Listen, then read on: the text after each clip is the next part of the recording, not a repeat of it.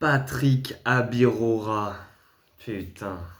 Est-ce que on tient pas là le francophone le plus dangereux finalement dans le MMA? J'ai cru voir qu'il était ranké 17e welter européen. Il y a qui devant lui? Moi, c'est ma question. Euh, Attends, bouge pas. Tac.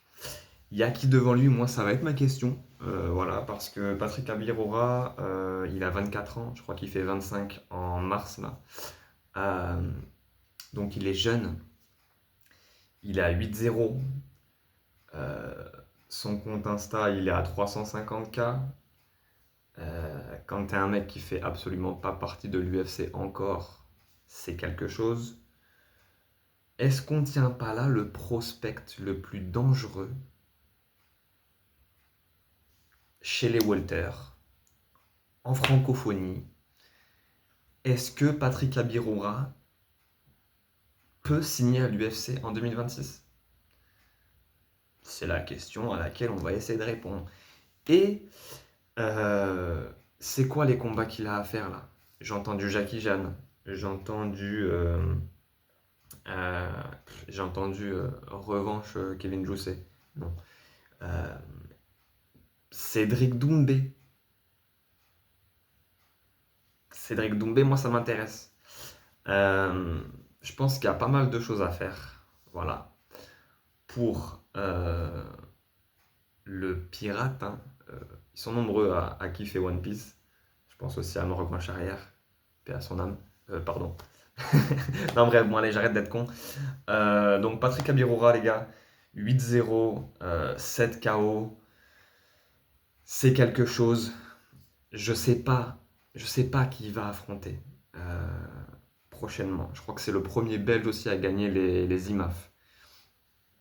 Euh, c'est une petite vidéo pour vous montrer mon incompréhension, vous montrer mon intérêt, vous, vous faire percevoir euh, le fait que je ne sache plus où donner de la tête pour ce monsieur.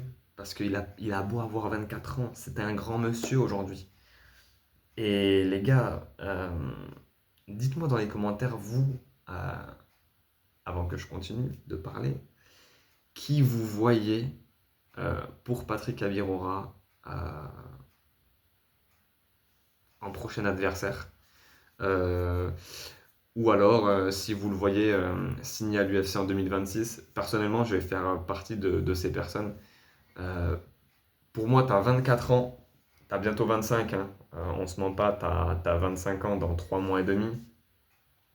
Tu dois signer à l'UFC avant 25 ans, ou à 25 ans. Genre dans ton année où tu as 25 ans, tu dois signer à l'UFC.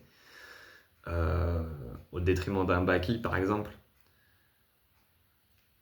Pour moi, Patrick Amirora, que ce soit en lightweight, parce que les welters, ça risque d'être compliqué. Mais de base, je crois que c'est un lightweight, hein. Chez les lightweights, donc ça ferait du monde parce que on a Fares Diam, on a BSD, potentiellement d'autres à venir, en francophone, français. Euh, un Patrick Abirora qui se rajoute dans le mix, je pense que ça peut faire certaines étincelles. Je pense que ça peut donner des fights incroyables. J'ai plusieurs matchmaking en tête, hein. Mais pour moi, un Abirora